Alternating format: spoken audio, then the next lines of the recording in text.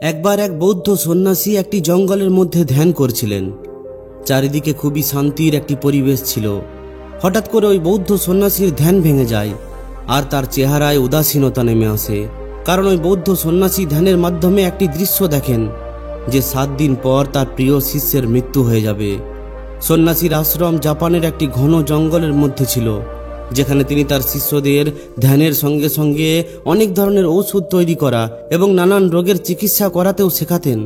যখন তিনি তার শিষ্যের ভবিষ্যৎ দেখেন, তখন তিনি কিছুক্ষণ ভাবনা চিন্তা করার পর তার শিষ্যকে ডেকে পাঠান। এরপর তিনি বলেন যে আমি চাই তুমি 5-7 দিনের জন্য নিজের বাড়ির লোকেদের সঙ্গে দেখা করে এসো। এটা শুনে ওই শিষ্য খুবই অবাক হয়ে যায় আর সে সোজাসুজি নিজের গুরুকে জিজ্ঞাসা করে, আপনি হঠাৎ করে আমাকে ঘর যাওয়ার জন্য কেন বলছেন? আমি কোনো ভুল করে ফেললাম না তো? ওই বৌদ্ধ সন্ন্যাসী প্রথমে তাকে বলতে একটু ইতস্তত বোধ করে, কিন্তু যখন ওই শিষ্য না মানে তখন তিনি খুবই গম্ভীর হয়ে তাকে সমস্ত সত্য কথা খুলে বলেন। এর সঙ্গে সঙ্গে তিনি এটাও বলেন, কিন্তু মনে রাখবে 8ম দিন সূর্য অস্ত যাওয়ার আগে তোমাকে এখানে ফিরে আসতে হবে। শিষ্য হ্যাঁ বলে এবং ভারী ভারী মন নিয়ে তার ঘরের উদ্দেশ্যে বেরিয়ে পড়ে। রাস্তা অনেকটা দীর্ঘ ছিল। রাস্তার মাঝখানে কয়েকটা গ্রামও পড়ত। যখন ওই শিষ্য একটি নদী পার হয়ে একটি গ্রামের মধ্যে দিয়ে যাচ্ছিল, তখন সে এটা লক্ষ্য করে যে নদীর এই পারের লোকেদের স্বাস্থ্য ঠিক নেই। কিছু লোকের খুবই কাশি হচ্ছে, কিছু লোক হাঁপাচ্ছে, আবার কিছু লোকের শ্বাস প্রশ্বাস নিতে খুবই কষ্ট হচ্ছে। যখন ওই শিষ্য গ্রামের মধ্যে দিয়ে আরও একটু এগিয়ে চলে, তখন সে জানতে পারে যে এই গ্রামের মধ্যে খুবই ভয়ঙ্কর একটি রোগ ছড়িয়ে পড়েছে, যে কারণে এই কয়েকদিন আগেই 2 জন গ্রামবাসীর মৃত্যু পর্যন্ত হয়ে গেছে। এরপর যখন ওই গ্রামবাসীরা দেখে যে এই যুবক তো ওই ঔষধ তৈরি করা বৌদ্ধ সন্ন্যাসীর শিষ্য, তখন গ্রামবাসীরা তার কাছে ঔষধ চাইতে শুরু করে দেয়। ওই শিষ্য 2-1 জনকে তার ঔষধ দেয়। এরপর সে ভাবে যে 2-1 দিন এখানে থেকে দেখা যাক তার দেওয়া ঔষধ কেমন প্রভাব ফেলছে। 2 দিনের মধ্যেই শিষ্য এটা বুঝে যায় যে তার ঔষধের দ্বারা আক্রান্ত রোগীরা একটু আরাম তো পাচ্ছে, কিন্তু আবার ওই রোগ তাদের আক্রান্ত করে ফেলছে। যদি প্রথম ধাপেই এই রোগের চিকিৎসা করা না হয়, তাহলে এতে জীবন পর্যন্ত যেতে পারে। এখন ওই শিষ্যের কাছে 2টি রাস্তা ছিল। প্রথম, হয় সে শেষবারের মতো তার পরিবারের সঙ্গে দেখা করে আসবে, না হয় দ্বিতীয়, জীবনের এই শেষ কয়েকটি দিন এই অজানা অচেনা গ্রামবাসীদের সেবায় লাগিয়ে দেবে। শিষ্য তৎক্ষণাৎ এটা নিশ্চিত করে ফেলে এবং কিছু গ্রামবাসীদের নিয়ে কিছু আয়ুর্বেদিক গাছগাছড়া খোঁজার জন্য পাশের জঙ্গলের উদ্দেশ্যে বেরিয়ে পড়ে। যখন সে ফিরে আসে, তখন অনেক মানুষ চিকিৎসা করানোর জন্য ভিড় করে দাঁড়িয়েছিল। সে সন্ধ্যা পর্যন্ত তাদের সবাইকে ওই ঔষধ দেয়, আর সে রাত্রে ওই গাছগাছড়া দিয়ে নতুন ঔষধ তৈরি করার চেষ্টা করে। আর সে এটা পরীক্ষা করার জন্য সে নিজের উপরই প্রয়োগ করতে থাকে। এমনটা করতে করতে 3-4 দিন হয়ে যায়। ঘুম, খাবার, আরাম সমস্ত কিছু ভুলে দিনের বেলায় গ্রামবাসীদের সেবা করত আর রাত্রে পরীক্ষা নিরীক্ষা করত। 5ম দিন সে ঔষধ তৈরি করে ফেলে, যেটা ওই রোগকে গোড়া থেকে শেষ করে ফেলবে। সে সঙ্গে সঙ্গে গ্রামবাসীদের ডেকে সম্পূর্ণ গ্রামের জন্য ওই ঔষধ তৈরি করার শুরু করে দেয়। এটা অনেক বড় কাজ ছিল। কয়েকশো লোকের জন্য ঔষধ তৈরি করতে হতো। এটা করতে করতে তার 2 দিন লেগে যায়। 8ম দিন সকাল পর্যন্ত যখন সবাইকে ওই ঔষধ খাওয়ানো হয়ে যায়, তখন সে ভাবে, আমি ঘরে তো যেতে পারলাম না, চলো তাহলে গুরুরই শেষ দর্শন করে নেওয়া যাক। এরপর ওই গ্রাম থেকে বিদায় নিয়ে ওই শিষ্য তাড়াতাড়ি করে বেরিয়ে পড়ে, ওই নদী পার করে এবং জঙ্গলের মধ্যে প্রবেশ করে যায়। সে এটা আশা করেছিল সন্ধ্যা হওয়ার আগেই সে তার গুরুর কাছে পৌঁছে যাবে, কিন্তু হঠাৎ করে তাকে একটি বিষাক্ত সাপ কেটে ফেলে।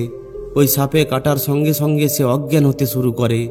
সে মনে মনে ভাবে যে আমার সমস্ত ঔষধ তো ওই গ্রামেই শেষ হয়ে গিয়েছে, এখন আর কোনো উপায় নেই। ওই শিষ্য সেখানে একটি গাছের মধ্যে ঠেস দিয়ে বসে পড়ে আর সারা জীবনের জন্য ঘুমিয়ে পড়ে।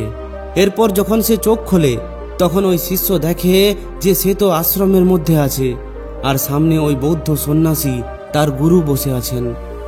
শিষ্য জিজ্ঞাসা করে যে এটা কিভাবে সম্ভব হলো, আজ তো আমার মৃত্যু নিশ্চিত ছিল। তখন ওই বৌদ্ধ সন্ন্যাসী বলেন, তার আগে তুমি আমাকে এটা বলো তো যে তুমি এই 7 দিন কি কি করেছো। তখন ওই শিষ্য ওই গ্রাম, ওই রোগ, ওই ঔষধ তৈরি করা এই সমস্ত কথা খুলে বলে। এই সমস্ত কথা শুনে ওই বৌদ্ধ সন্ন্যাসীর চোখ দিয়ে জল ঝরে পড়ে।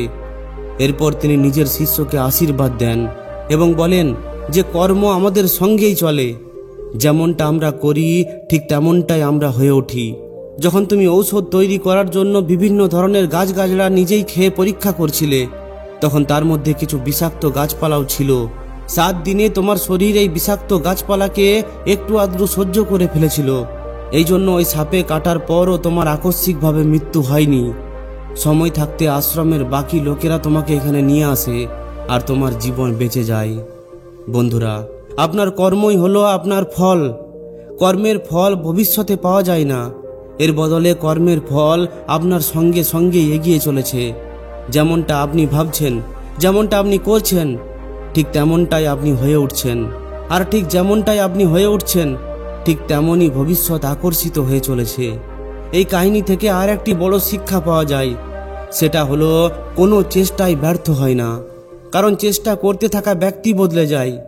যখন কেউ বলে যে আমি অনেকবার চেষ্টা করেছি কিন্তু কোনো লাভ হয়নি, তাহলে এর অর্থ হলো হয় সে মন দিয়ে কখনোই চেষ্টা করেনি, না হয় সে নিজের অন্তর মনকে ধ্যান দিয়ে নিজের ছোট ছোট পরিবর্তনকে লক্ষ্য করেনি। কারণ যখন আপনি মন দিয়ে চেষ্টা করবেন, তখন আপনাকে সবথেকে প্রথমে নিজের মনকে বদলাতে হয়। অর্থাৎ মানসিকতার প্রথম পরিবর্তন তো চেষ্টা করার সঙ্গে সঙ্গেই চলে আসে।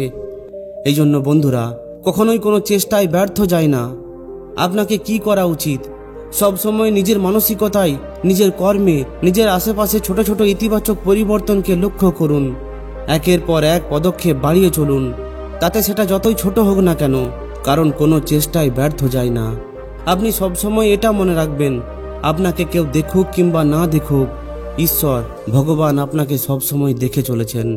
তাই আপনি যা কিছুই করুন, যদি আপনি কোনো মানুষের একটি ছোট্ট সাহায্য করেন, তাহলে সেটাও আপনার কাছে ফিরে আসবে, কারণ তিনি সবার হিসাব রাখেন। একবার এক ডাক্তারের কাছে একটি রোগী আসেন। ওই রোগী খুবই কষ্টের মধ্যে ছিলেন, তার শরীরের অবস্থা খুবই খারাপ ছিল। 15 দিন পর্যন্ত ওই রোগী ওই ডাক্তারের হাসপাতালে চিকিৎসাধীন অবস্থায় ছিলেন। তার একটি বড় অপারেশনও হয়। এই 15 দিনে ওই হসপিটালে তার 22 লাখ টাকার মতো খরচ হয়। কিন্তু ওই ডাক্তার হাসপাতালে বলে রেখেছিলেন যে এই ব্যক্তির যেন একটি টাকাও না নেওয়া হয়। যখন ওই ব্যক্তি সুস্থ হয়ে যাবে, তখন ওই ব্যক্তিকে যেন আমার কেবিনে পাঠিয়ে দেওয়া হয়। ওই ডাক্তার নিজেও সকাল সন্ধ্যা ওই রোগীর দেখাশোনা করতেন।